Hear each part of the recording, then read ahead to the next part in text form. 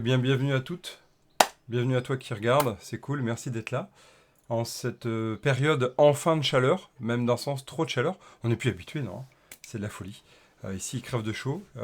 Quand je ferme, il fait chaud. Quand j'ouvre la fenêtre, il fait chaud. Bref, ça y est, je vais me plaindre de la chaleur. Mais bon, on l'attendait quand même un petit peu. Ouais, c'est pas très confortable quand on fait des vidéos. Mais bon. Alors, on va continuer notre apprentissage accéléré d'Angular. Je suis en train, à côté de ça, de préparer une formation pour e-learning. Donc, je les diffuserai sur la plateforme Udemy, sur notre plateforme Curious Academy. Comme vous savez, vous avez vu, on est vraiment maintenant centré sur Curious Academy, hein. Donc, Curious Academy, c'est vraiment les devs curieux, curieuses qui sont là pour apprendre. Donc, vous êtes là, c'est pour apprendre. Toujours curieux, toujours curieuse de vous améliorer. Et donc, moi, je vais vous accompagner là-dessus. Là, on est sur Angular, vous l'avez vu. Et ça ne change rien, c'est pas parce qu'on a changé de nom qu'on change les vidéos. Bien au contraire, on va vraiment fortifier cette partie-là, Angular, .NET et tout ce qu'il peut avoir autour. Alors, qu'est-ce qu'on va voir aujourd'hui? Vous vous souvenez, la dernière fois, on avait travaillé toute la partie de notre Banana in the Box. Ouais, vous l'avez, notre Banana in the Box qui est ici. Notre Banana in the Box, elle est très jolie. On a un NG modèle et en fait, on peut même créer des Bananas in the Box sans forme. Hein, on peut juste mettre un champ comme ça et c'est fini, tout fonctionne bien. Moi, ce que je vais vouloir faire, c'est juste après, là, maintenant, je vais les retester pour qu'on se rappelle où on en était, quoi, tester, relancer.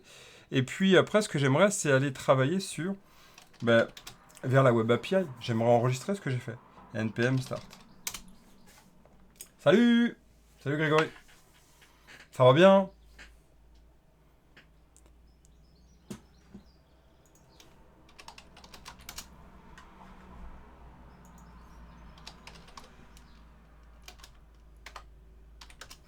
Et donc comment je vais faire ça? Déjà, on va aller vérifier comment ça va là-dedans. Est-ce que ça va là-dedans? Mais oui, ça va là-dedans. Je suppose que oui. Oui, très très bien. Alors, on y va, on va faire nouveau. Ben voilà, c'est bon, on a tout là. Ce qu'on va faire, c'est qu'on va le mettre là. J'espère que ça sera assez lisible pour vous. Vous me direz ça. Ok, nickel. Content de voir un peu de contenu sur nouveauté. Bah ouais, carrément. C'est clair. Alors, on est sur les fondamentaux, hein, sur la partie nouveauté. Surtout, profites-en, tu verras, il y a toute la partie de différentes vidéos sur Angular 17, Angular 18 et d'ici quelques mois, Angular 19. Même si pour l'instant, je reste un peu ouvert à voir ce qu'il y a comme nouveauté. C'est pas encore très folichon. Sans doute la zone S va être très appuyée, à mon avis. J'attends de voir les prochaines releases.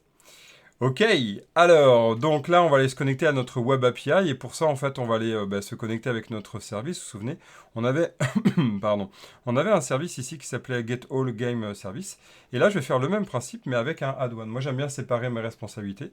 Donc, il y a la possibilité, soit vous faites un fichier dédié, soit vous faites un fichier qui les contient tous. Bref, ici, on va faire un nouveau fichier, qu'on va appeler donc du coup save one, ou même add one, mais on va faire un save one vidéo game.services. Voilà. .ts. Ok. Ici, on va faire un export classe save one video. Viens là. Save one video game. Service. Dis donc, cet après-midi, ça veut pas bien faire. Ici, voilà, on va aller récupérer notre point important. On en a très peu parlé pour l'instant sur l'injection de dépendance, mais on va travailler sur du singleton, parce que vous savez que dans Angular, la partie qui est importante, si vous ne le savez pas, je vais en parler, c'est un point qui est essentiel à comprendre, c'est l'idée qu'on travaille par injection de dépendance. Ça c'est de la folie. Hein, quand on vient du monde JavaScript pur, on n'a pas trop ça. Oups, il manque une parenthèse, voilà. Et donc là, on va travailler vraiment sur la partie qu'on appelle injection dépendance, c'est-à-dire qu'en gros, ce service-là, il est en provided in root. C'est quoi en gros? C'est que dans l'arbre de tous les composants, il est au root, donc le root c'est app root, hein, donc c'est notre app component, et en gros, il est présent en tant que singleton du coup. Cette instance-là, on va la retrouver partout. Donc dès que je vais récupérer ce type-là en injection, je vais le voir partout dans mon application, ce sera la même instance. La première fois, il va l'instancier, la deuxième fois, il va récupérer la même instance. Donc c'est vraiment cette idée-là. La question à se poser, c'est est-ce qu'on veut vraiment travailler ça? Est-ce qu'on veut vraiment un singleton commun complet à toute l'application? Mais c'est toujours la question que vous devez vous poser. Hein. Vous pouvez travailler avec trois types de gestion d'injection dépendance. Vous pourrez aller voir la théorie là-dessus. Hein. C'est ce qu'on appelle le transient, le scope ou la partie singleton. Le singleton, on vient d'en parler. Le scope, en fait, c'est contextuel à, par exemple, une requête HTTP, on peut se dire que durant toute une requête HTTP, eh bien, l'instance va durer, va vivre. Ça fonctionne très bien avec les Web API. Hein, c'est exactement ça qui va être intéressant. Par contre, le scope, quand on est dans une application de type Windows ou Angular, on peut se poser la question à quel moment. Mais en fait, on verra que si, par exemple, avec un composant qui contient des composants enfants. Ça peut être très pratique dans ce sens-là pour partager des données sur un même composant et ses enfants.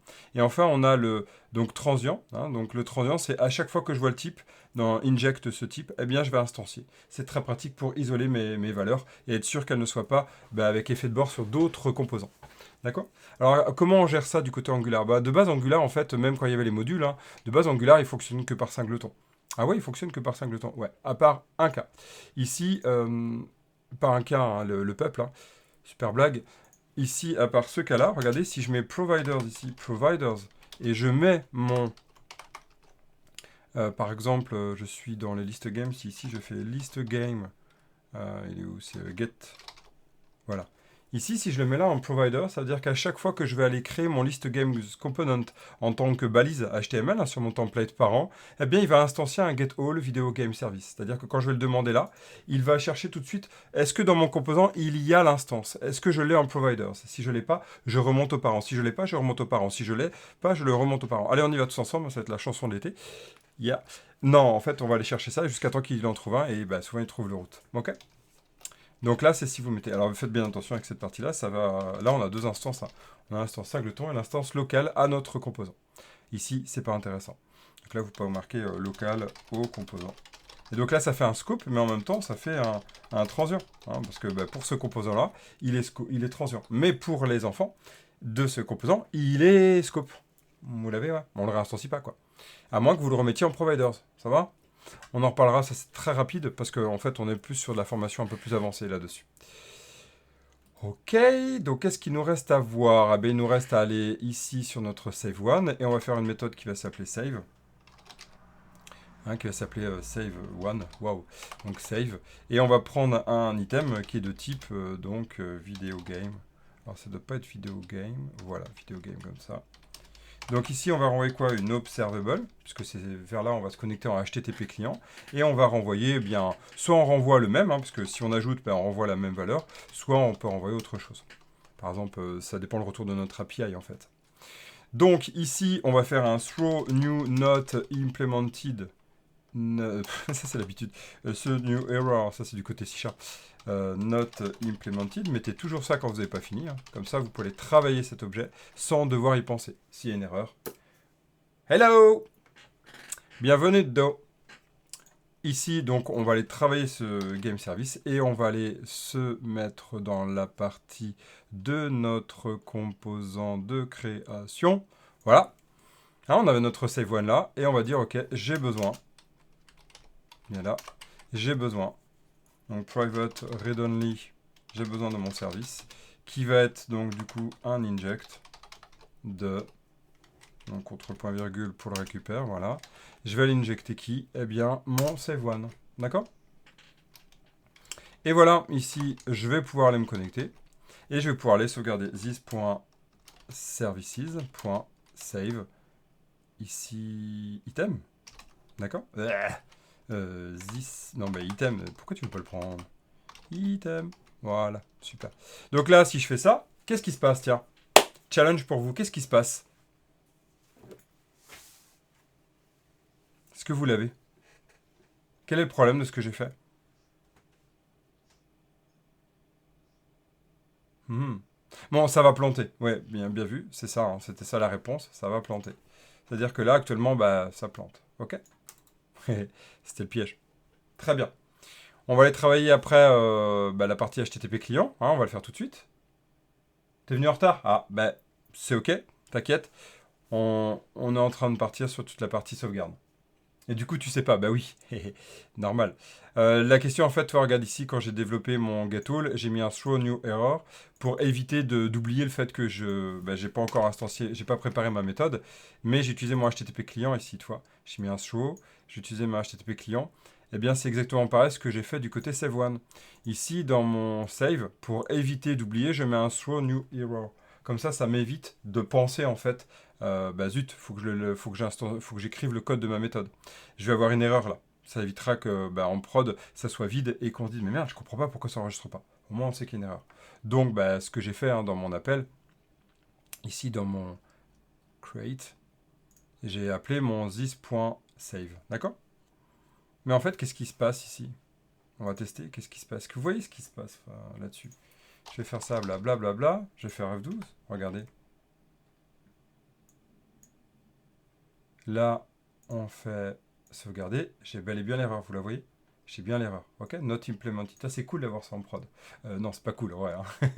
C'est pas cool. Mais ce que je veux dire par là, c'est qu'au moins on a l'info. Sur dire, bon, si c'est un client qui sait lire les consoles, il va nous engueuler. Mais sinon, on pourra dire, oups, il y a eu un problème de livraison, problème d'incompatibilité de branche. Voilà, on peut trouver plein de techniques pour dire, zut, on a oublié de tester cette partie-là, ce qui normalement n'est pas bien. C'est pour ça que les tests sont là pour ça. Mais en dehors de ça, si on était pressé, ça peut arriver de faire des erreurs. Mais au moins, on s'en rappelle. Alors, le deuxième point que je vais vous montrer, c'est pas celui-ci. Maintenant qu'on a créé ça, donc on est prêt, vous allez voir que ce code-là n'est pas bon. Et on va chercher ensemble pourquoi. Je vais utiliser donc mon inject ici, private, read only, http, inject de http client, ok, avec s'il te plaît un contrôle point virgule, d'accord. Et puis je vais remplacer ça par return de this.http client .post, puisque je veux ajouter, ok, je veux ajouter. Eh salut, j'avais pas vu de l'autre côté. Salut, vu qu'il y a un côté là ici c'est c'est Twitch, de ce côté là c'est YouTube, c'est génial. Post, ici, je vais poster quoi avec mon URL? Donc là pour l'instant on va mettre chaîne vide. Et qu'est-ce que je vais faire de l'autre côté? Il me faut mon body. Donc mon body, ça va être item. Ok, voilà. Alors il me manque un post, il faut que je mette le vidéo game. Vous vous souvenez, il faut toujours mettre le type de contrôle de ce que je renvoie. Ça c'est le retour, hein. Ça c'est pas l'envoi, hein. C'est pas ce que je définis comme envoi. Ça c'est le type du retour de mon API. D'accord? Vous vous souvenez de ça, ouais? Ok. Alors, là j'ai mon save. Et qu'est-ce qui va se passer là à votre avis? Est-ce que vous l'avez? Donc je montre, hein, j'ai fait un return de this HTTP. Ici du côté, je vais enlever ça. Du côté ça, je vais enlever. Je vais enlever ça, ça perturbe. Voilà. Et là, j'ai fait this.service.save. Hein. Vous avez le problème? C'est un petit peu... rien du tout. Rien du tout, t'as pas ou rien du tout, il va rien se passer. Hein?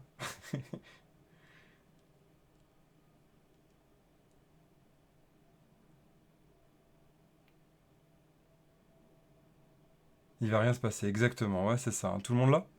Hein, c'est une bonne révision sur ce qu'est RxJS. C'est la grande différence avec les promesses. La promesse ici, si je faisais un return de new promise, eh bien, clairement, j'aurais eu... j'aurais eu en fait j'aurais eu une exécution. Là, en fait, je n'ai pas d'exécution car il faut, vous l'avez, subscribe. Ok? Il faut subscribe pour lancer. Toujours. Subscribe déclenche l'exécution de ma requête HTTP. Ici, dans le cas de mon observable, car mon observable est renvoyé par un http.post. D'accord? C'est vraiment le point à noter. C'est pour faire des révisions. Donc là, ici, si je fais ça, regardez, j'ai enfin une erreur qui est là. Alors que si je ne fais pas de subscribe, regardez, là, je fais ça, et qu'est-ce qui se passe? Blablabla. Il n'y a rien. Donc pensez bien à subscribe. D'accord? Alors qui dit subscribe dit, est-ce que je dois unsubscribe? Hein? Vous le savez. Il y a plusieurs techniques là-dessus. Ah, ce qui serait bien, c'est de faire un système pipe async, par exemple. On peut très bien le gérer en faisant un return ici de save one et on pourrait le gérer avec un pipe async. Mais ici, vu qu'on le récupère, on veut faire un save et on veut juste savoir si c'est OK. Comment on pourrait faire pour gérer en fait le fait que on fait un non-subscribe? Est-ce qu'il y a vraiment besoin d'un non-subscribe ici? C'est la question qui a à se poser. Je vous ai toujours dit depuis le début de cette formation accélérée, pour chaque subscribe, il faut un non-subscribe. Oh oui, à une condition.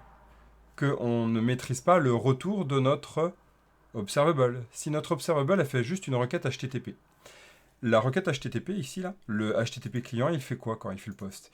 Il va aller se connecter, il va ouvrir la connexion HTTP request, XML HTTP request, il va faire la requête. Au retour de l'API, il va nous renvoyer la valeur. S'il n'y a pas d'erreur, en fait, qu'est-ce qu'il va faire? Il va faire un next.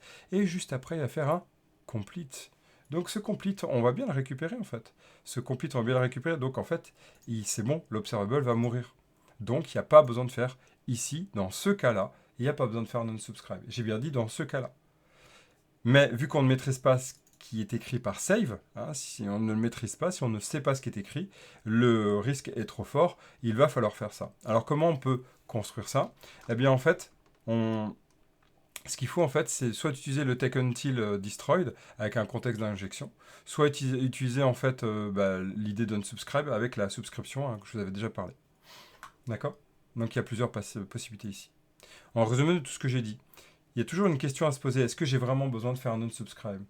Normalement, de base, la grande règle qu'il faut appliquer tout le temps, hein, c'est vraiment la bonne pratique, on fait un unsubscribe. Mais en fait, cette règle a une exception qu'on peut appliquer, c'est quand il n'y a pas de travail sur l'observable qui va recréer un observable, qui va faire qu'il va avoir un ex régulier, par exemple. Hein, dès qu'on subscribe, on ouvre l'observable. Là, ce qu'il faut savoir, c'est que dans le HTTP client, on a un retour qui est next puis complete automatique. Donc, il n'y a pas besoin, en fait. Il n'y a pas besoin, parce que le complete dit qu'il n'y aura plus aucun prochain next d'exécuter. Vous voyez l'idée? Donc là, ce qu'on peut faire ici, on peut se connecter à notre next. On va récupérer qui? Notre observable, donc notre... ce que je dis, observable event est fatigué. On va récupérer notre video game, hein, donc video game. Save de video game. Save de video game. D'accord? Et là, on va pouvoir faire un petit bandeau... plein de choses, quoi. On va pouvoir faire plein de choses très jolies, vous allez voir, on va rajouter un petit bandeau qui va être OK. Là, on le fait de manière simple pour vous montrer en fait qu'il n'y a pas besoin d'amener une architecture très compliquée pour faire quelque chose d'assez agréable à regarder. Voilà, pour l'instant, on va faire un petit console, pour info. Sauvegarde. Réussi. OK, mais ce qu'on remarque, c'est qu'il y a une erreur là qui est arrivée. Il y a une erreur qui est arrivée. Donc, ici, qu'est-ce qu'on va gérer? On va gérer l'error. R. Et on va faire un console.info. Oups. Probe lors de la sauvegarde. Ça nous permet de travailler le error qu'on n'a jamais vu. Ok, on y va, on va travailler ça, on fait bla bla bla bla, sauvegarder, oups, probe lors de la sauvegarde. Ok? Vous voyez là, j'ai chopé l'erreur. C'est-à-dire que là, j'ai exécuté mon erreur et il n'y a pas eu de propagation de l'erreur. Et donc, j'ai pu l'attraper, cette erreur. D'accord? Ça, c'est la première des approches, c'est-à-dire quand le save ici, hein, quand l'observable qui est renvoyé par le save ne gère pas le error, on peut le gérer comme ceci. Il y a d'autres approches, vous pourrez aller voir ça après cette vidéo, c'est le catch error, hein, qui permet de gérer ça de manière homogène, c'est-à-dire qu'on ne renverra toujours que les mêmes items, mais dans ce cas-là, c'est plus approprié de faire le error comme ceci, selon moi. Parce qu'on est juste sur un service simple, on n'est pas sur du business avec une architecture NGRX, tout ça, blablabla. On va pas voir ça tout de suite, hein. On va pas voir ça. Donc, ici, c'est simple, et ça permet déjà de travailler ce qu'on souhaite. D'accord? Ok, ça va? Donc là, on va faire un petit bandeau. Donc ce qu'on va faire, on va essayer de chercher sur du matériel. Et dans le matériel, ce qui serait sympa, en fait, dans nos composants, c'est qu'on puisse avoir un petit bandeau. Alors, des cartes, ça pourrait être pas mal. Ouais, du corps, d'être piqueur. Du dialogue, ça pourrait être sympa. Ouais, non, le dialogue, c'est un peu trop invasif. Vous voyez, donc on essaie de chercher une icône. Ouais, non, c'est pas bien ça. Voilà, un menu, une progress bar, un spinner. Bah tiens, un spinner, ça peut être pas mal déjà. Ou est-ce que c'est le spinner, hein, c'est cette idée-là. Ok, on va trouver des exemples de spinner. Qu'est-ce qu'il y a comme spinner? Waouh, c'est trop bien. Vous avez vu, on peut même gérer le spinner avec un petit effet là de fading là, il y a un petit temps d'attente de smooth qui est très agréable. Un determinate, voilà, on peut faire determinate comme ça. Là, c'est très pratique quand on connaît le nombre d'éléments à sauvegarder, on peut vraiment le gérer. Ok, on a ce spinner là et le basic progress spinner. Bah, c'est ce qu'on va utiliser là. Ok, pour ça, il nous faut faire un import. Vous voyez, c'est toujours la même chose. Une fois qu'on a compris la logique, j'espère qu'en tout cas, ça va venir petit à petit pour vous. On a, vous voyez, cette dynamique à toujours avoir. On fait les imports. Et on fait les imports où? Dans ton code, je l'ai, hein, moi aussi, si vous voulez faire la blague. Mais on fait l'import où? Oui, dans ton code, j'ai compris. Dans ton composant, maintenant, nouvelle blague. Non, on le fait aussi du côté import, c'est surtout ça. Hein, c'est DTI, dans ton import, voyons. Ok? Donc, maintenant qu'on a ça, on va pouvoir travailler sur notre spinner. Ok, on va travailler sur notre spinner. Et donc, on va aller afficher, déjà, on va voir si ça fonctionne, on va aller afficher notre spinner. Donc, notre spinner, là, on va faire un spinner. Voilà. Et on va se mettre sur notre game one, on va faire sur nouveau, et on a un beau spinner. Quoi, beau, c'est toujours discuté. Mais au moins, l'utilisateur comprend. Hein, comprend que c'est en cours de sauvegarde. Ok? Ouais, ça va? Alors, qu'est-ce qu'il nous reste maintenant? Avancer sur cette étape-là, pour l'instant. Eh bien, ça va être de dire que mon spinner, je ne veux pas le travailler au démarrage. Hein. Eh bien, pour ça, qu'est-ce que je vais faire? Eh bien, pas l'amour en mer, non. Je dis toujours cette blague, je sais pas pourquoi. Sans doute parce que je suis un vieux. Ici, je vais créer un, is, donc il y a is loading, on peut utiliser euh, go to save, is saving, tiens, ça pourrait être très bien. Et là, en fait, vu qu'on se prépare à faire, c'est déjà plus beau que le site de SNCF. Merci, merci. Ah, c'est, j'adore la SNCF sur plein de principes, mais alors du point de vue ergo, c'est pas encore ça, hein, on est d'accord. En tout cas, je partage totalement ton avis. Et je me rappelle juste une petite histoire. J'avais rencontré en fait à un moment donné un étudiant qui était venu en stage et qui m'a dit, tu sais, Evan, j'ai fait une formation, une partie ergonomie UX. Et il me dit, parce que je parlais de la SNCF et certains principes, enfin bref. Et il me dit, mais tu sais, Evan, on utilise la SNCF comme exemple en ergonomie, en UX ergonomie. Je dis, mais ouais, c'est. Donc je dis, merde, je dis peut-être du mal, mais en fait, c'est du bien et tout, peut-être que je me trompe. Il me fait, non, non, non, on l'utilise vraiment dans le cas que tu décris, c'est-à-dire que vraiment, c'est des profs qui l'utilisent pour montrer ce qu'il ne faut pas faire en UX du côté web. Et ça n'a pas changé en fait. Et voilà. Et donc, c'est un petit clin d'œil à SNCF. Attention, j'ai rien contre vous, hein. Le service est génial. Il y a plein de choses à penser qui sont super de ce que vous apportez. Par contre, le site, franchement, de mon point de vue, hein, on est d'accord, c'est totalement à revoir encore aujourd'hui. Parenthèse, hein, on peut critiquer n'importe quel site, hein, les goûts et les couleurs, mais il y a quand même une côté ergonomie où moi j'y suis aussi assez sensible. Merci, c'est le petit joke. Ok, donc qu'est-ce qu'on va faire ici si on en revient à nos moutons? Ouais, j'aime pas bâcher pour bâcher, hein. C'est vraiment du côté agréable utilisabilité que je pense qu'il faut vraiment changer ça, quoi. La recherche de où vous partez là. Mais non, inspirez-vous des autres sites, quoi, s'il vous plaît. Pardon, ça y est, je suis lancé. Je reviens. Donc ici, je vais créer un signal, d'accord? Je vais créer un signal pour me préparer à Zone S. Un signal qui va être simplement un booléen. Donc là, je vais mettre un false. Vous vous souvenez qu'il y a toujours une valeur par défaut. Soit je mets une valeur, soit je mets un objet, hein, sur cette valeur. Ici, je vais juste mettre un booléen qui va passer de l'un à l'autre. C'est un toggle en fait, hein, c'est un toggle. Pardon pour ceux qui écoutent, qui aiment la SNCF, le site, hein. Quoi, pardon, non, je ne vais pas vous blesser vous, hein. Je vais blesser personne d'ailleurs. Donc qu'est-ce qu'on va faire ici? On va faire un this.isaving.set, on va mettre un true, ok? Ouais. Et après ça, donc du coup, là à la fin, on va le mettre donc dans le next. Là, this.isaving.set à false. Et puis d'ailleurs, on peut même le mettre là. Donc on voit qu'il y a répétition de code, il y a toujours de l'amélioration, mais c'est juste pour vous montrer le principe. Et on va tester tout de suite ce principe-là, parce que ici, on va faire quoi? Hey, ça va être sympa, arrobase. Bah oui, if. Et si on était en 18.1, on pourrait faire un arrobaselet. Si vous avez vu ma dernière vidéo là-dessus, hein, c'est un petit short qui n'est pas passé en short parce qu'il était trop large, hein, niveau vidéo, mais vous avez dû le voir. Là, d'ailleurs, le micro il est un peu trop haut. Voilà. Vous avez dû le voir. Et donc, on aurait pu le faire avec un let. If is saving. Hop, accolade, accolade. Avec, vous vous souvenez, les parenthèses, car c'est un signal. Là, ici, on arrive là, il n'y a pas. Je fais blabli, tacata. Eh ben, on l'a pas vu, c'est normal, parce qu'il y a eu une erreur. Ok? Ça, c'est le premier point. Super, on a déjà quelque chose de mieux. Ok, on revient sur notre spinner. Ce qu'il nous faudrait, c'est un petit bandeau. On a le spinner. Imaginons qu'à chaque feature, nous avons besoin d'un spinner. Quand on fait une requête HTTP, il faut qu'on déclare à chaque fois un signal ICMI dans les comptes et on peut automatiser ça. Tiens, oula, je vais réagir. Super, alors il y a deux choses. Yeah, ça fonctionne, c'est cool. Ouais, alors, une question, mais imaginons qu'à chaque feature, nous avons besoin d'un spinner. Quand on fait une requête HTTP, il faut qu'on déclare à chaque fois un signal e-saving dans les comps où on peut automatiser ça. On peut automatiser ça. Ouais, on peut automatiser ça, heureusement. Là, je montre les fondamentaux, donc super que tu penses automatisation, c'est génial.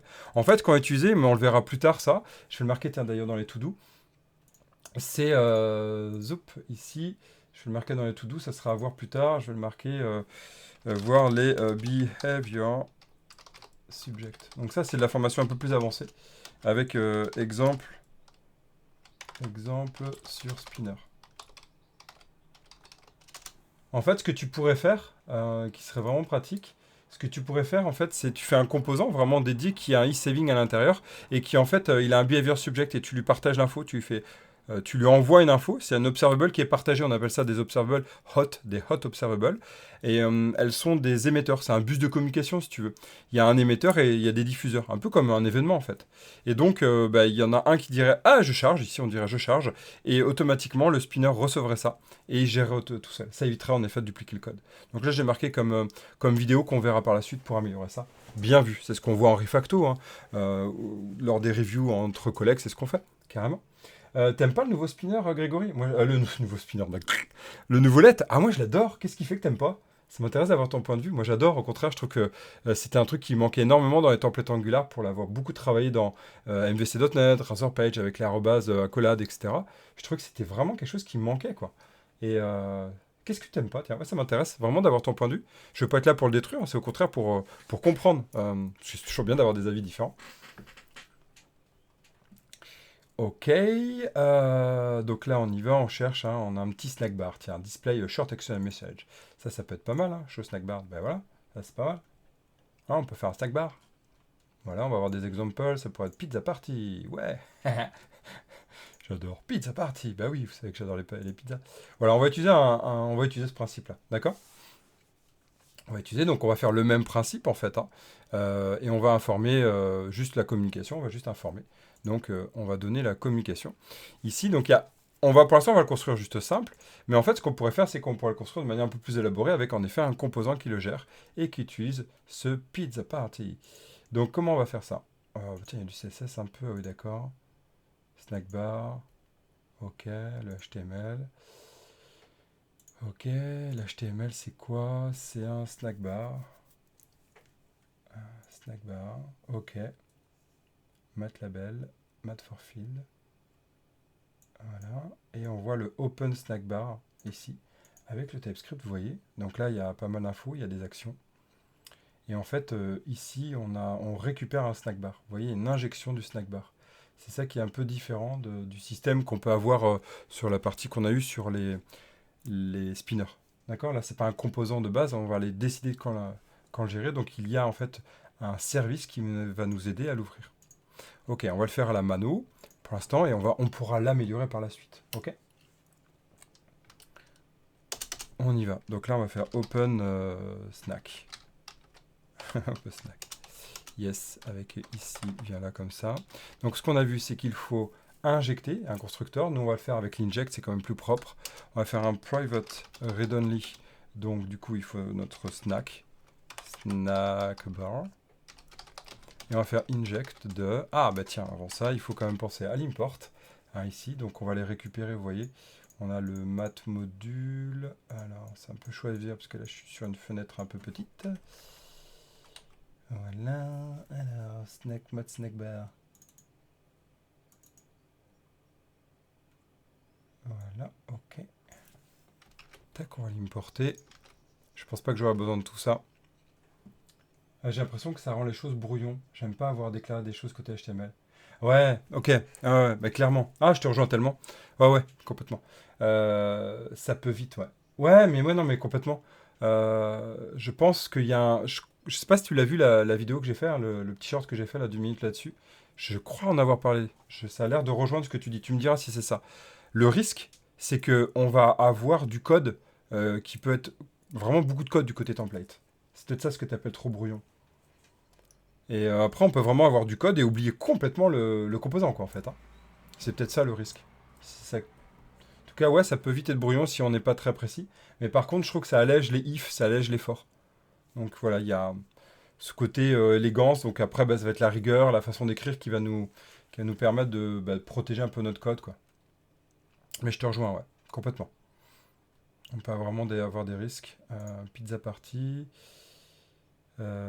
Stroke on button, ok. Click open snack bar, ok. Snack bar. Ouais, ok. Ouais, voilà. Déjà que ça devient le bordel. Ouais, ouais, ouais. Oh, tu regarderas, c'est rapide, hein, c'est 1 minute, de toute façon, c'est le principe des shorts. Mais ouais, ça peut vite devenir le bordel. Ce qu'on retrouve en MVC.NET d'ailleurs, en Razorpage aussi. C'est le risque, c'est ça, hein, c'est de tout mettre dans la vue. Comme maintenant, ils ont rajouté le arrobas inject du côté .NET dans la vue. Alors je comprends, mais c'est un risque énorme. Le principe, c'est de rajouter en fait un peu comme des directives du côté Angular. C'est des services qui sont dédiés à tout ce qui est directive et pipe pour le template. Mais alors, l'ouverture vers la boîte de Pandore du mal, là, elle est énorme, hein. Pour faire un code spaghetti total. Voilà, donc là, c'est la rigueur, hein, qui va nous apprendre à respecter.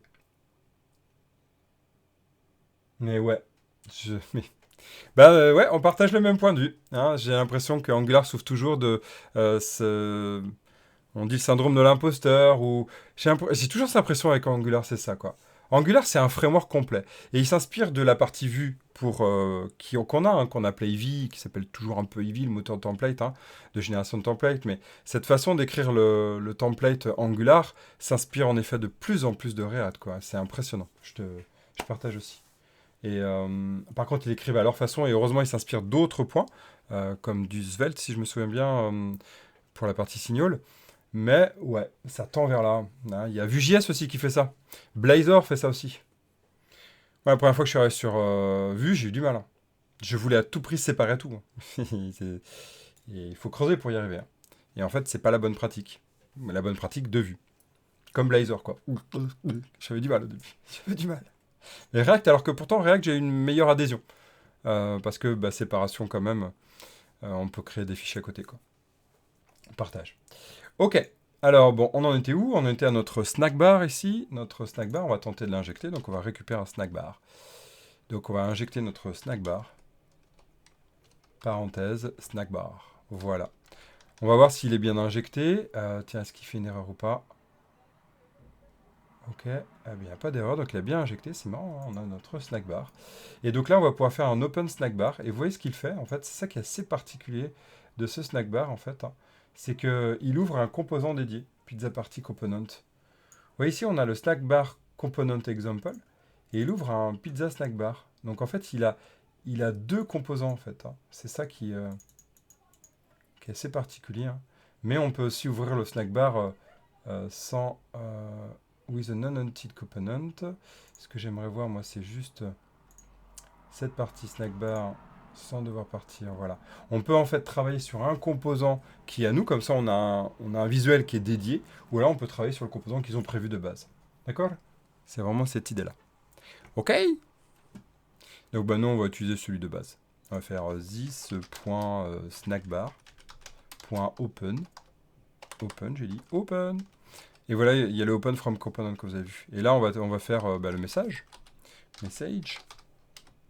De type string. Message. Et qu'est-ce qu'il y a à côté? Vous avez vu, on a de la config, hein, qu'on peut mettre. On peut mettre des actions. On n'est pas obligé d'en mettre. Donc nous, on va juste mettre l'action comme ça. On va déjà tester cette idée-là. OK. On va faire open stack. Et dans l'erreur, on va dire, oups, à la place du info, on va faire this.openstack. Testons. Ce serait pas mal, non? On y va. On fait bla, bli, blabla. Et attention. Oh, c'est pas mal, non? C'est pas mal. Voilà. Et on va voir si Snack, il s'en va au bout d'un moment. On attend, hein. Allez. Voilà. Donc, ce qui serait pas mal, on va la regarder dans l'API. Ça, c'est pareil pour vous habituer à lire l'API. Vous allez dans la partie API, hein, de Component et vous regardez, voir ce qui peut être intéressant. On a l'open.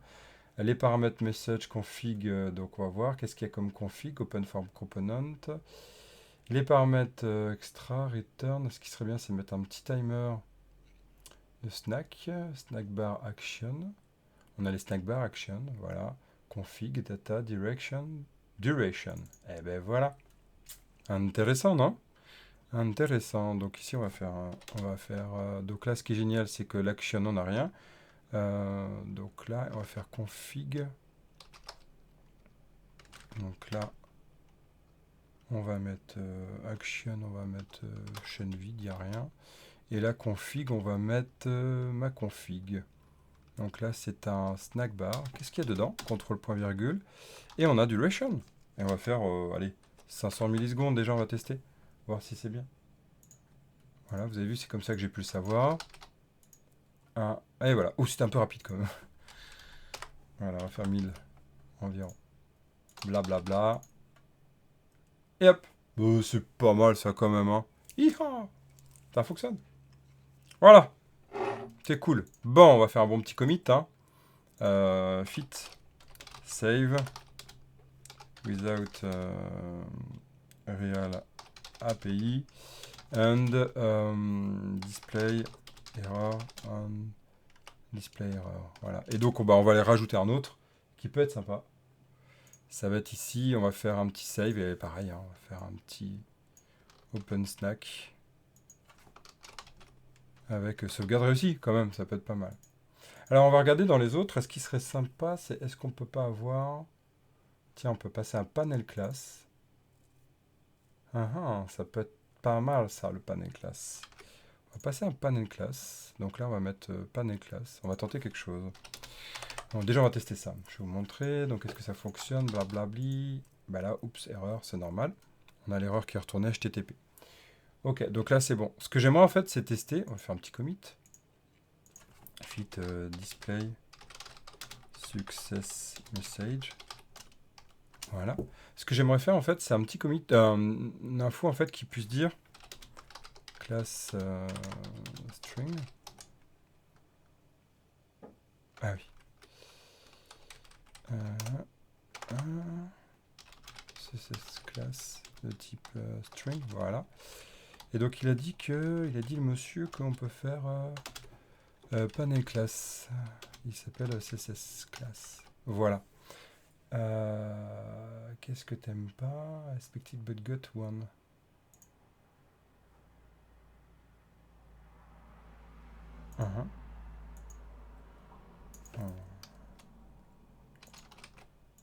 Il a fumé. Ah oui, d'accord, il a rebuildé au mauvais moment.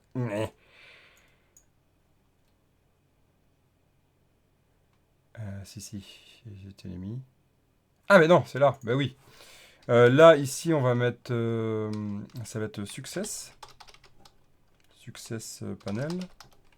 Et là, on va mettre failed panel. Je vais tester quelque chose comme ça qui pourrait être peut-être sympa, non?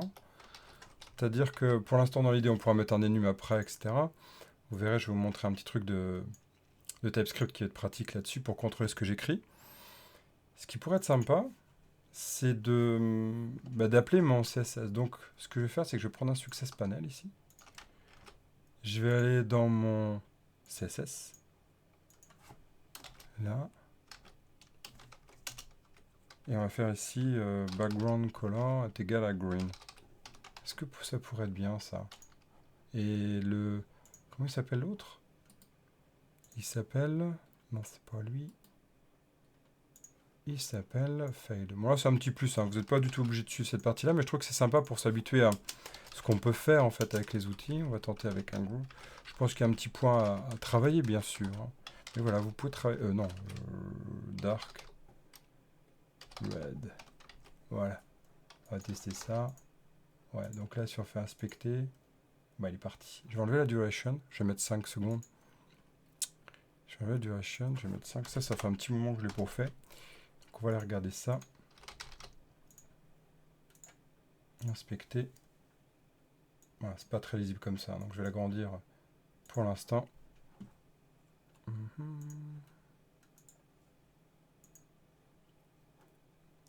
Est-ce qu'il l'a rajouté? Non, moi j'irai étudier ça après. Je mettrai une petite tâche là-dessus. Tiens, je vais mettre comme tâche, comme to do. Travailler le snack bar. Voilà. Ok. Bon, pour l'instant c'est sympa, mais ce qui serait sympa, ce serait de le changer de couleur, mais ça on verra après. Ok, je ne veux pas nous orienter vers la mauvaise direction. Alors qu'est-ce qu'on avait prévu aujourd'hui par la suite? Il nous reste 20 minutes, et j'ai pas envie de passer sur ça, parce que c'est pas des fondamentaux en fait. Hein, donc c'est pour ça que je m'arrête là. J'aimerais vous montrer après comment y arriver, mais on passera ça sur des vidéos supplémentaires. Et puis allez-y si vous voulez. Nous, ce qu'on va chercher à faire, c'est quoi? Ce qu'on a envie de travailler ici, bah, ça va être de se connecter à notre Web API. Donc pour ça, je vais faire un petit crochet. Ici, je vais mettre une seconde. Je fais un petit crochet et je vais aller me connecter en fait à mon API, mais je vais faire une API, une Web API. Je vais me connecter, et donc là, c'est moins Angular. Hein. Je vais me connecter vers la partie Web API.NET. Donc je vais faire une petite Web API.NET. Donc si ça vous intéresse, ça peut être une partie qui peut être sympa. Ok? Yes, alors c'est parti. On va aller créer. Donc, je vais me mettre dans le bon projet. Je suis ici. Non, je ne veux pas celui-là. Je suis là, voilà. Je vais ouvrir dans le File Explorer. Est-ce que dans les fondamentaux, par exemple, pour l'édition, on peut récupérer les valeurs dans les inputs? On peut récupérer les valeurs dans les inputs. Qu'est-ce que tu entends par récupérer les valeurs dans les inputs?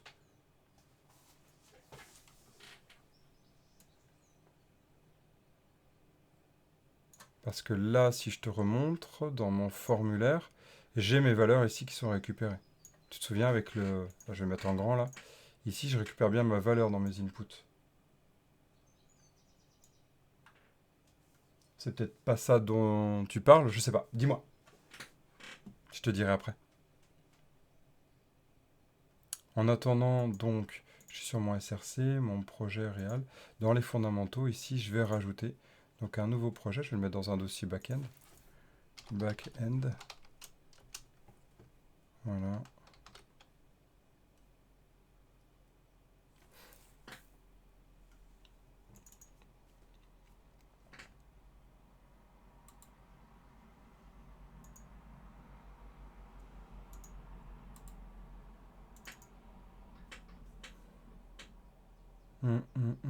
Je réfléchis, voilà, ok.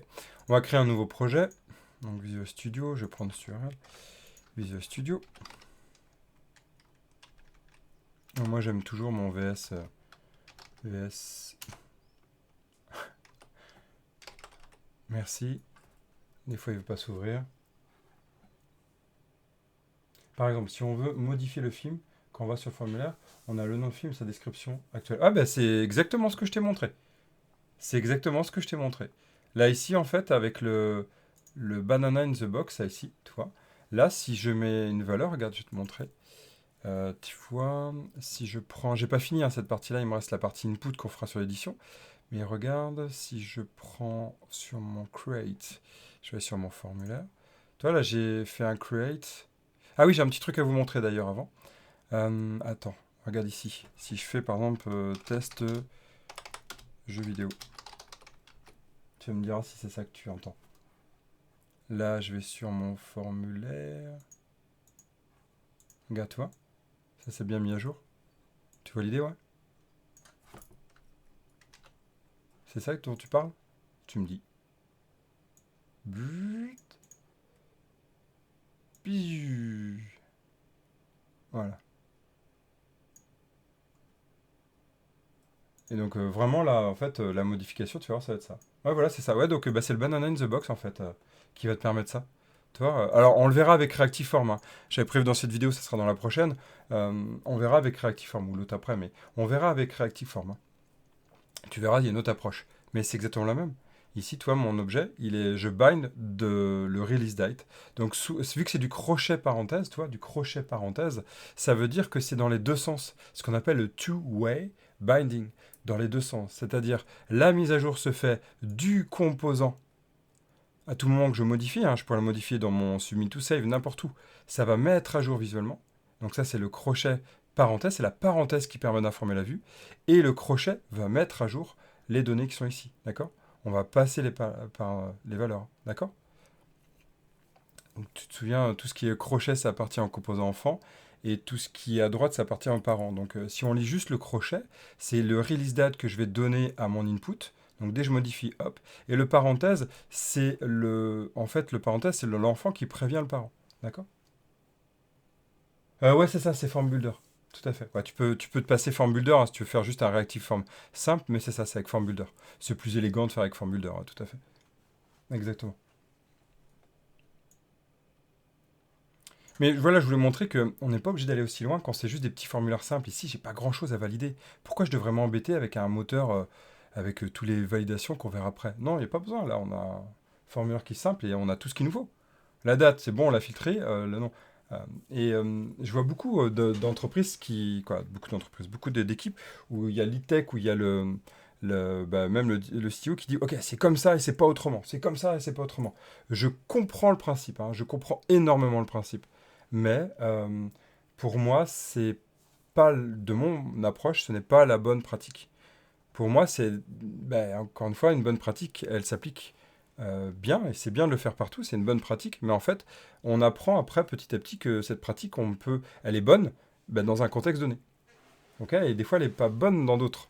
C'est la discussion qu'il y a sur LinkedIn d'ailleurs en ce moment, si vous voulez aller voir, avec un CTO. Il est très intéressant d'ailleurs, que je suis pas mal ces infos. Pour moi, il y a des bonnes pratiques qu'on applique tout le temps, clairement, hein, c'est-à-dire mettre un formulaire, des composants, etc. Et il y a en effet des bonnes pratiques qui sont bonnes, mais qui vont pas être bonnes tout le temps, suivant le contexte. Donc là, par exemple, si on a un formulaire très très complexe avec pas mal de choses à valider, ben, c'est pas une bonne pratique d'utiliser le banana in the box, parce qu'en fait, on va souffrir plus à écrire, alors qu'on a le reactive form. Ok. Voilà. Alors, qu'est-ce que... Oui, je voulais vous montrer un petit truc avant de partir, même si j'ai pas fini, même si ça n'a pas fonctionné, je voulais vous montrer ça. Vous voyez ici, c'était pas là, c'était pas là, c'était dans mon creative. Vous vous souvenez ici, je vous ai dit, je vais passer une CSS de type string. Hein. Et vous avez vu ce que j'ai passé? J'ai mis success panel ou failed panel. Donc d'ailleurs, je pourrais faire juste success ou failed. Ce qui est tout à fait possible, c'est qu'un des développeurs ne connaisse pas en fait les règles que c'est success ou failed et pas un autre truc. Il y en a un, il va écrire fail, l'autre il va écrire fail comme ça, il y en a un autre, il va écrire error. En JavaScript, il n'y a aucun moyen de contrôler ça. En TypeScript, on peut contrôler qu'il n'y aura jamais de JS qui sera écrit avec error. Ouais, c'est vraiment ce but-là. Donc là, c'est ce qu'on va faire. C'est tout simple, entre guillemets. Dès qu'on connaît cette astuce, mais pour moi, c'est il faut l'utiliser tout le temps. Là, c'est une bonne pratique partout, en fait. Il n'y a pas à réfléchir. Elle n'est pas suivant un contexte. Donc, je vais dire ici, je vais dire c'est success, si vous ne connaissez pas, ou failed. Et là, ça va m'imposer le fait que grâce au pipe, c'est un nouveau type en fait que je viens de créer, qui dit que c'est que l'un ou l'autre et jamais rien d'autre. Donc là, si je veux mettre success, ça m'empêche. C'est génial ça. C'est le but de TypeScript même, pour moi. C'est pas de faire de la programmation en objet, parce qu'on peut le faire du côté JavaScript pur. Non, c'est pas du tout le but de TypeScript. Pas du tout. C'est ça pour moi, TypeScript. C'est vraiment ça. Là, on est sûr qu'il n'y aura jamais, du côté JS, un code qui va exécuter avec success story, etc. Ouais, vous avez compris, c'est avec le pipe, hein, si vous n'avez pas l'habitude. Et si vous répétez plusieurs fois ce bloc-là, bah, vous allez en faire un. C'est un petit tips TypeScript hein, qui... je vous invite à suivre d'ailleurs toute la formation que j'avais montrée là-dessus autour de TypeScript, la formation accélérée. Vous faites un type comme ça, c'est state panel, comme ça. Et vous faites... vous pouvez faire un alias. Hein. D'accord. Là, il est local, et si je le mets en export, il est global. Et à ce moment-là, je le mettrai dans un autre fichier. D'accord. Et là, je vais mettre state panel. Ok, c'est un petit tips qui vaut sur le pesant d'or pour moi. Allez-y, c'est 10 euros, c'est 10 euros. Ouais, non, mais non, heureusement. Ok, voilà, on a des petites pratiques comme ça pour moi qui sont appliquées tout le temps. C'est une bonne pratique réelle et constante, il n'y a pas à réfléchir. Alors que les forms modules, comme je disais, ou les writing forms modules, ou les banana in the box, donc les forms modules, c'est à discuter. Ok, donc ça c'était le point que je voulais vous montrer. Donc on va partir sur notre Web API. On va aller, il va nous rester 10 minutes, donc on va le préparer. On va faire, je veux créer un projet. Donc là, si vous ne connaissez pas, c'est plus du Angular. Merci pour le gem. Je n'ai pas dit merci pour le gem. Ici, on va aller sur donc une Web API. API, alors je vais pas aller sur la partie AUT native, pas encore. API Web SP.NET Core, ça m'a l'air bien quand même. On va aller voir ce qu'il y a d'autre. On peut le faire en Node.js, hein, avec... ne faites pas du Express d'ailleurs, petite parenthèse, c'est fini Express. Hein. On abandonne Express. Je fais encore des articles là-dessus. Dans Express, c'est fini. Un Express, c'est 4 points, X et au revoir. Non, on va faire du Nest, par exemple. Hein, en plus, c'est la même architecture qu'Angular. Donc si vous voulez rester sur du TypeScript, JavaScript, vous avez la même architecture. Quoi. Bon, l'ancienne avec des modules, mais c'est vraiment très bien quand on fait que du JS. Par contre, c'est du Node.js, quoi. Ok, donc là on va prendre notre Web API, on va faire suivant. On va faire donc du coup ici vidéo games, donc c'était quoi Ludotech Ludotech. Je peux l'appeler comme ça, ludotech.web. D'accord, super Evan. ludotech.web.api.ui. Ok. Non, retour. Je ne l'ai pas mis au bon endroit. Voilà, c'est ça. Ok, ma solution s'appelle Web API. Ok, très bien. Oui, bah, HTTPS, tout ça, c'est pas, on va pas activer Docker, on va prendre la charge OpenAPI, c'est bien, et on va pas prendre des contrôleurs, c'est super. Créer. Et on va utiliser ce qu'on appelle les minimal API pour aller très vite. Hop, le but, c'est de finir ça en 10 minutes. Ok, on va dans notre programme. Allez, ouvre-toi. Voilà, bah, il y en a déjà un de fait. Vous voyez qu'ici, on a déjà une weather forecast qui est générée. Bon, on va utiliser ce principe-là. Et on va faire un save, donc ça va pas être un map get. On va laisser ça. Pour l'instant, je le fais vraiment à l'arrache. Hein. C'est juste pour vous montrer qu'on peut aller très vite dans les tests. Donc là, vous voyez, il a préparé un record. Bah, nous, on va transformer ça en record qui va s'appeler donc du coup vidéo game. Dans cette vidéo game, alors c'est pas un record du tout, c'est pas bon hein, de faire des records tout le temps. Ouh là là là là, ça j'aime pas du tout quand je fais ça. C'est pas du tout un record. Le record, c'est pas tout le temps et ça mène une très mauvaise idée de ce que c'est le record. Donc nous, ce n'est pas une record, mais c'est une classe. Hein. Par contre, on peut utiliser bien sûr la partie déclaration. Donc ça, si vous ne connaissez pas, hein, c'est du C#. Merci pour tous les j'aime, c'est super sympa. Là, les 3 qui sont arrivés, c'est top. Merci beaucoup, ravi que ça vous plaise. Donc on avait quoi? On avait dit que donc il y avait le prénom, hein, donc le label, string. C'est dur de passer de l'un à l'autre à chaque fois. Quoi, dur. Toujours un script mental, j'adore. Et on avait le release date, donc date time, release date. Voilà. Voilà, on a fait une classe rapide qui n'est pas une record. Si vous ne connaissez pas, allez voir. J'en parle pas ici. D'accord, on va prendre notre vidéo game. On va faire je renvoie. Donc là, c'est vidéo game. Vidéo game. Games. Voilà. Donc new. D'ailleurs, il n'y a pas besoin de faire un new, mais c'est pas grave. Mais c'est pour générer 5. New video game, on va prendre. Qu'est-ce qu'il me dit? Random share, bla bla bla. Ah oui, il prend les noms au hasard. Ouais, ça va. Ça va être bien. Summary, c'est très bien.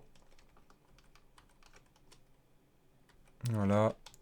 Et du coup, virgule, datetime.now. Voilà. Là, on a fait notre listing. C'est pas get weather forecast, mais c'est get... ça, c'est pour listing. Vidéo games. Voilà. Si on exécute ça, vous allez voir, c'est sympa. CTRL F5.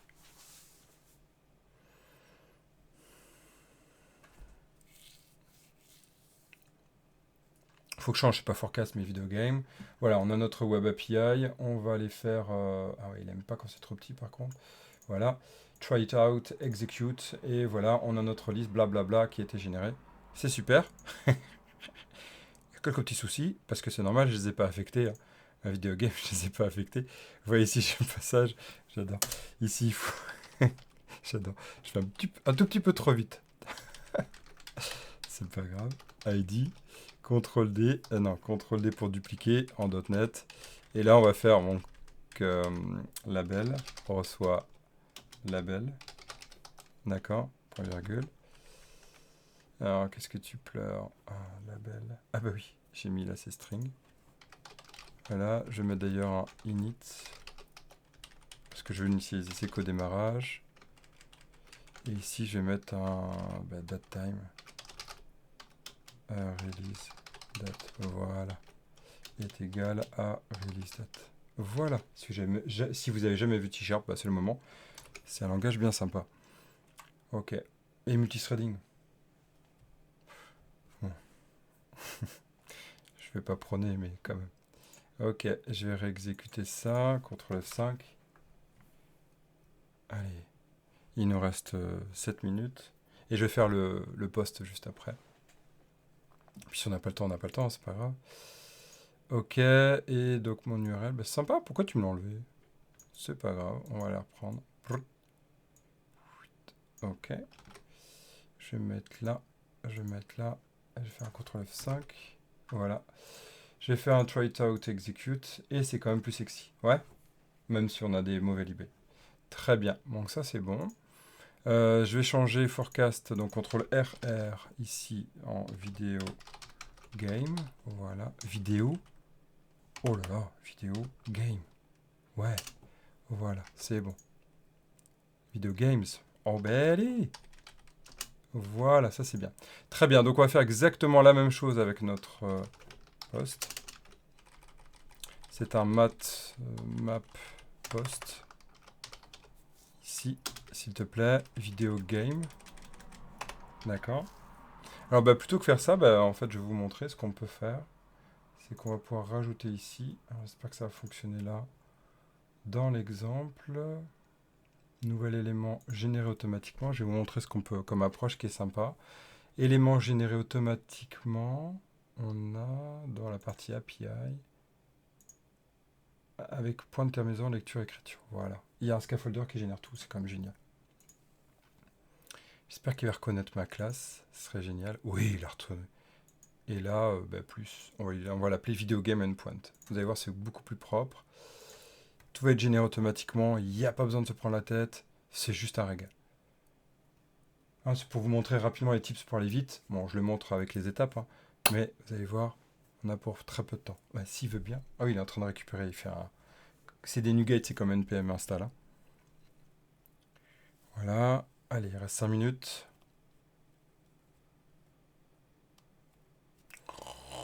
Mon PC en l'après-midi a toujours du mal. Allez. Allez. Ouais, super. Donc voilà. Vous voyez, là, tout est généré. On a le get. Alors, le vidéo game, oui, il faut l'instancier, c'est normal. Vidéo game, d'ailleurs, c'est vidéo... Je l'ai mis comment? Je l'ai appelé vidéo... Oh là là, bon, c'est pas grave. Ok, vous voyez, là, c'est un endpoint qui gère tout. Donc, grosso modo, on a l'URL API/videogame. Slash, c'est listing. Donc, le get all. Là, on a le map get et on a le map put et on a le map post. Où on récupère quoi? Le modèle. C'est pas mal, hein? Il suffit de le récupérer comme ça, on le récupère directement notre modèle. Et il suffit de renvoyer, bah, c'est bon, ça a fonctionné. Bah, c'est ce qu'on va utiliser là.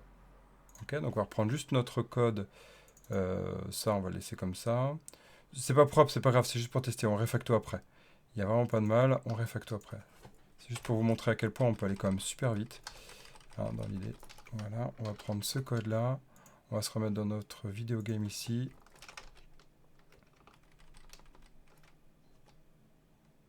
Et il nous faut nos summaries. Voilà. Et puis on changera comme ça les noms. C'est juste pour tester très rapidement.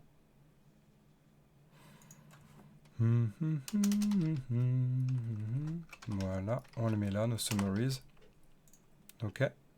Nos summaries. Donc là, il y a vidéo game. On a notre listing. Puis là, on va pouvoir rajouter. Puis qu'est-ce qu'on va faire? On va renvoyer. Vous voyez, on renvoie un typed results.created. Donc ça permet de définir quel est le type. Et là, on peut même renvoyer l'URL. Ça a été créé avec cette URL-là donnée. Donc ça va exécuter celui qui renvoie ça pour ajouter. Mais on peut aussi renvoyer sans URL. Hein. Donc là, ça permet de modifier. Et donc là, l'ID. Voilà, c'est très bien. Et là, on va faire semblant, on va faire modèle.id reçoit 1. C'est pas important, c'est juste pour prouver que ça fonctionne. Voilà, on va tester ça tout de suite. Ah, il reste 3 minutes. Ça va être chaud. Alors, j'ai pas géré les cores. D'accord, donc je vais faire un petit hack pour que ça fonctionne.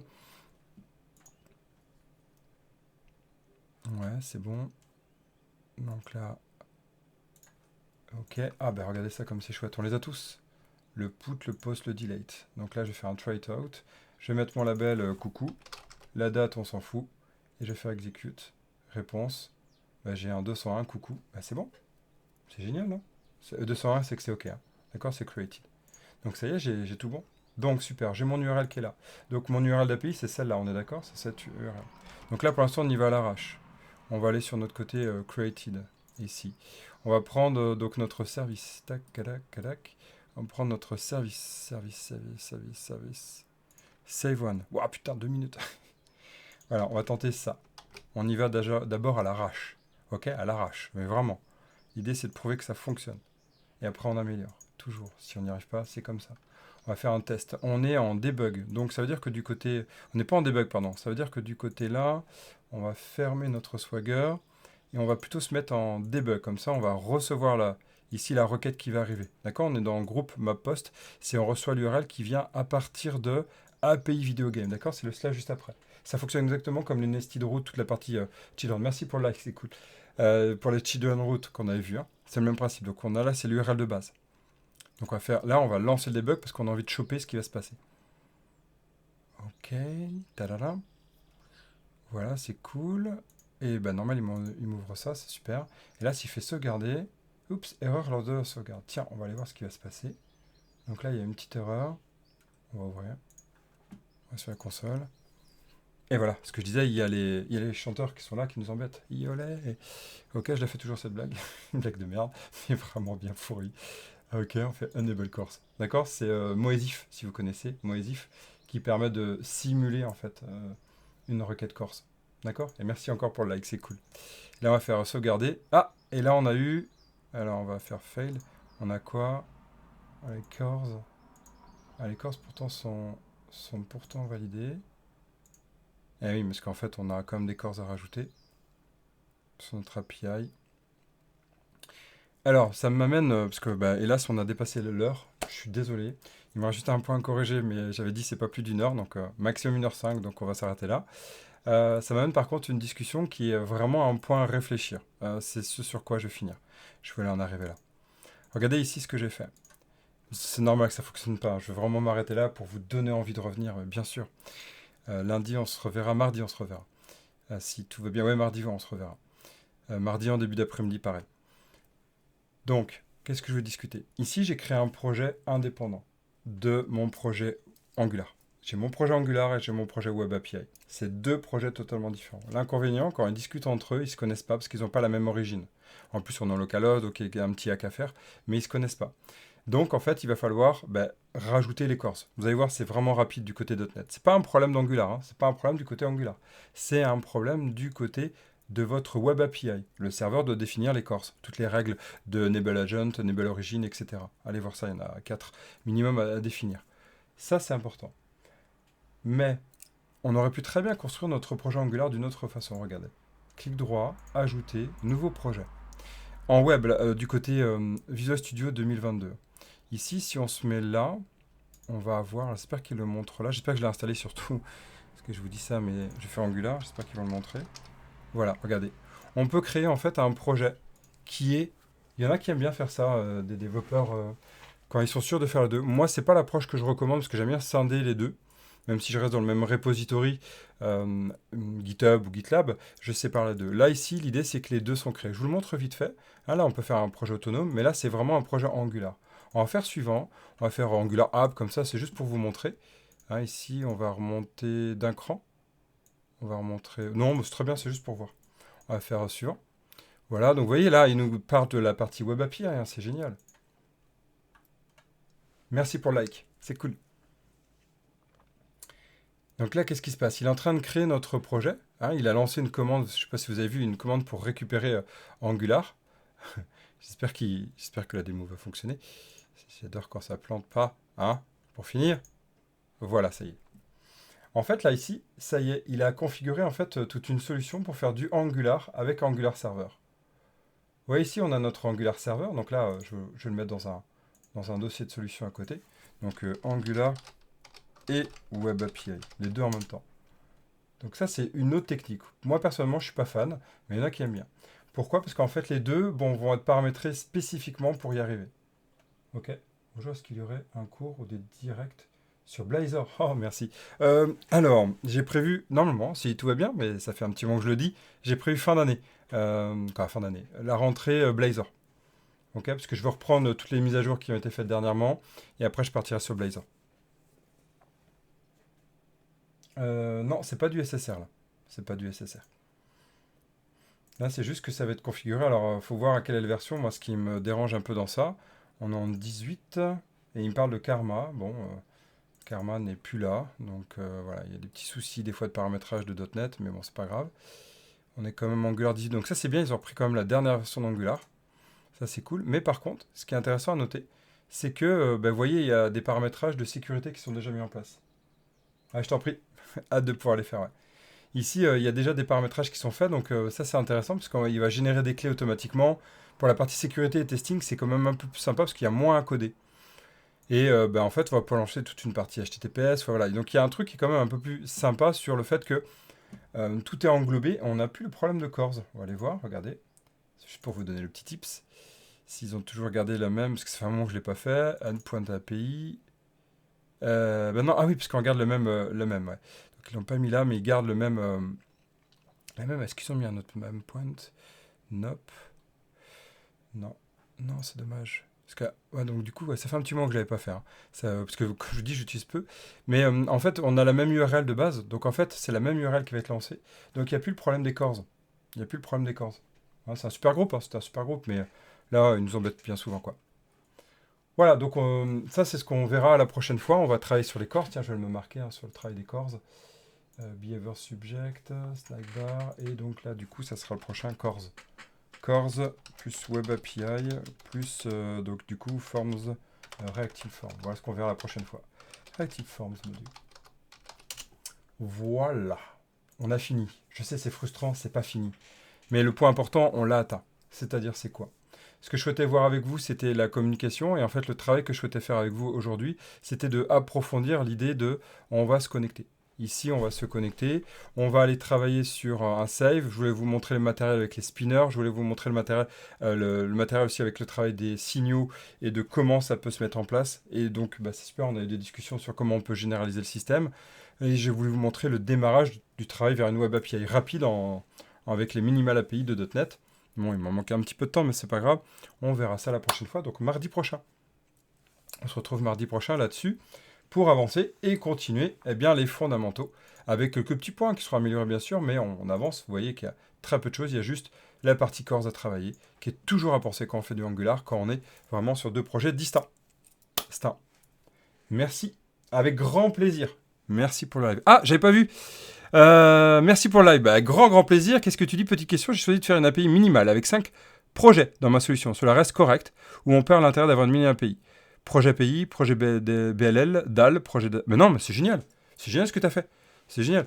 Pour moi, le minimal API n'exclut pas du tout l'architecture propre et organisée en couches. Là, tu es en couche lasagne, comme j'appelle, hein, c'est pas péjoratif, hein, c'est vraiment le BLL qui appelle le DAL, etc. Donc c'est top, parce qu'en fait, ton BLL, DAL, tout ça, c'est d'un côté avec la partie test, et tu as ton minimal API qui va l'appeler en fait à l'intérieur, soit en endpoint comme j'ai fait, soit en minimal API pur du côté programme. C'est tip top pour moi, parce qu'en fait, tu peux tester directement ton BLL sans la partie API, tu peux tester la partie API et le complet si tu as envie, et tu peux même réutiliser donc du coup ton BLL si demain tu veux faire un projet Blazor ou quel qu'en soit. Donc au contraire, c'est une très bonne idée. Le minimal API est en effet ce qui a induit cette mauvaise pensée de mon point de vue. C'est de croire qu'on doit tout remettre à l'intérieur. Non, gardez les bonnes pratiques de séparation des couches, c'est super.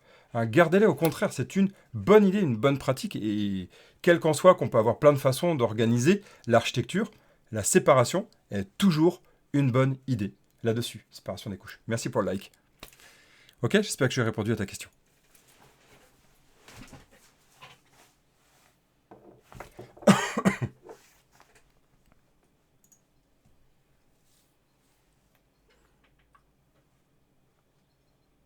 Avec plaisir.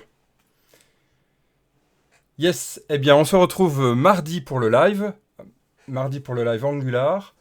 Et lundi pour l'avancée sur le jeu vidéo. Hein, puisqu'on avance très bien sur le jeu vidéo. On a quasiment fini le jeu vidéo là. On va aller travailler sur les settings la prochaine fois lundi. Bonne fin de journée. Bon week-end. Reposez-vous ou codez hein, comme vous souhaitez. Moi je vais coder jeux vidéo et puis le site web de notre entreprise. On est en train de refaire toute une belle refonte, on vous en reparlera. Vous avez vu, le logo a changé, mais aussi pas mal de choses vont changer entre Curious Academy et Dev2B Curious. Au plaisir d'en reparler. À très bientôt, codez bien, reposez-vous bien. Ciao, ciao.